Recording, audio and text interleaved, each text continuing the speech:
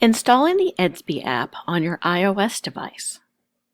So we want to go into the App Store and we want to search for Edsby, Edsby,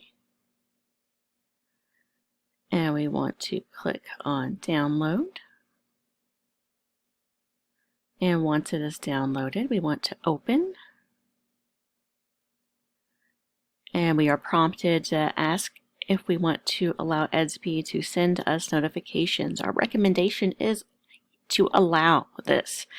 This way you will be notified of notifications from the app, whether it be news from the school pushing you notifications or classroom updates or important information. So I'm going to allow. Here the screen is going to prompt you for the server address for your school. You should have been provided this by your Edsby administrator or teacher of your student's class. So for me, I'm going to enter Twine, Twine,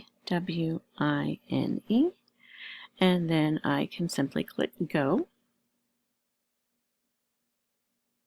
And then I can enter in my username and password that I have been provided or that I provided to the school and click Login. If my school has provided me with a Google account or an O365 account, then I can log in with a